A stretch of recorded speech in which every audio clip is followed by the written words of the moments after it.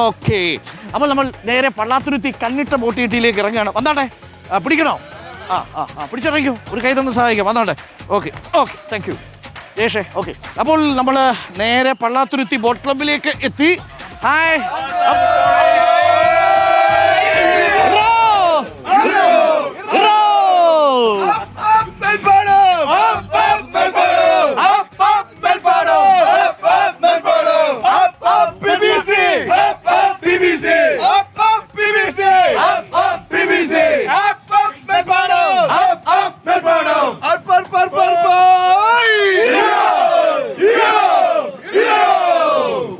പ്രിയപ്പെട്ട പ്രേക്ഷകർ, ഇതിനേക്കാൾ വലിയ ആവേശമുണ്ടല്ലോ, അത് വീട്ടിലിരുന്നാ കിട്ടൂല അല്ലേ? എവിടെ കിട്ടും? ഈ കന്നിട്ട കടവിൽ വരണം. അതെ, അത് പള്ളാത്തുരുത്തി നാട്ടിലേക്ക് വരണം. മണ്ണിനെ അറിയുന്ന, മനുഷ്യരെ അറിയുന്ന, കുട്ടനാടിനെ അറിയുന്ന പള്ളാത്തുരുത്തിയിലേക്ക് വരൂ. പള്ളാത്തുരുത്തി പോലുള്ള കള്ളിൽ ഈ കളിയിൽ ഒരിക്കലും നമ്മൾ കള്ളം കാണിക്കൂല കേട്ടാ. അതുകൊണ്ട് 100% നാടിന്റെ മക്കൾ തുഴയെറിയുന്ന പള്ളാത്തുരുത്തി ബോട്ട് ക്ലബ്ബ് തുഴയുന്ന മേൽപ്പാടം ചുണ്ടൻ നേരിട്ടിറങ്ങാൻ പോവുകയാണ്.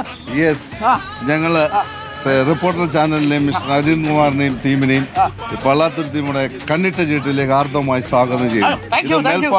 മേൽപ്പാടം നാട്ടുകാരുടെ ഒരു ചെറിയ സ്നേഹോപകാരമായി.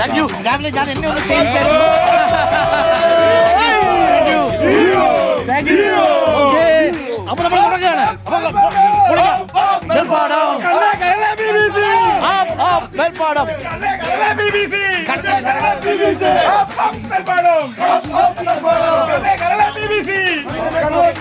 ഇത് ഞാൻ എവിടെയോ കേട്ടിട്ടുണ്ടല്ലോ. അത് നമ്മൾ ഓരോന്ന് ഇങ്ങനെ വന്നുകൊണ്ടിരിക്കും. അപ്പം നമ്മുടെ പള്ളാത്തുരുത്തി ഹൃദയത്തിലേക്കാം അടിക്കുമല്ലോ അല്ലേ? തീർച്ചയായിട്ടും. അപ്പൊ നമ്മൾ ഇത്തവണ 2 കൽപ്പിച്ച് റിപ്പോർട്ടർ TV പൂർണ്ണ പിന്തുണ കൊടുത്തിരിക്കുന്നത് പള്ളാത്തുരുത്തി ബോട്ട് ക്ലബിലാണ് എന്ന് കരുതി മറ്റ് ക്ലബ്ബുകൾക്ക് പിന്തുണ ഇല്ലെന്നല്ല. പക്ഷെ നമ്മൾ പങ്കാളിത്തമുള്ളത് പള്ളാത്തുരുത്തി ബോട്ട് ക്ലബ്ബുമായിട്ടാണ്.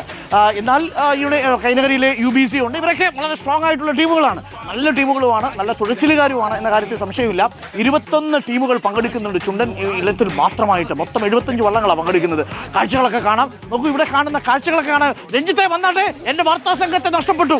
അപ്പോൾ ഉഷാറല്ലേ? 5 വള്ളപ്പാട് ജയിക്കും സാർ. 5 വള്ളപ്പാട് ഒത്തിരി ഒന്നും വേണ്ട. 5 വള്ളപ്പാട് ജയിച്ചാൽ 5 വള്ളപ്പാട്. 5 തുഴപ്പാട്. സോറി, വള്ളപ്പാടല്ല, അല്ല തർക്കമില്ലാതെ ജയിക്കുക. ഉറപ്പാണ്. 5 തുഴപ്പാട്. ഈ ഫോട്ടോ ഫിനിഷിംഗ് വേണ്ട അല്ലേ? ഇക്കുറി നമുക്ക് ഫോട്ടോ ഫിനിഷിംഗ് വേണ്ട. നമ്മൾ പിള്ളേരെടുത്ത് പറഞ്ഞിട്ടുണ്ട്. തുഴക്ക് ജയിച്ചിരിക്കും. ഒറ്റ തുഴയ്ക്ക് തുഴയ്ക്ക് ഒറ്റ തുഴ ജയിച്ചിരിക്കും. 5 തുഴ ലീഡ്. 21 വള്ളങ്ങളുണ്ട്. 20 വള്ളങ്ങളും പള്ളാത്തുരുത്തിക്കെതിരാ.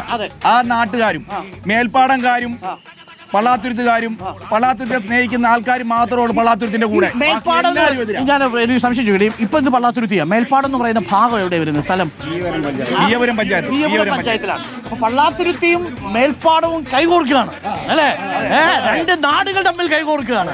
ഹൃദയവും ധമനിയും കൈകോർക്കുന്നത് പോലെ പള്ളാത്തുരുത്തിയും മേൽപ്പാടവും കൈകോർക്കുമ്പോൾ ഇന്ന് അത്ഭുതങ്ങൾ ഉണ്ടാവും എന്ന കാര്യം ഉറപ്പാണ്. നമ്മുടെ പിള്ളേരിൽ നമുക്ക് 100% പ്രതീക്ഷയില്ല. 100-101% ഉറപ്പ്.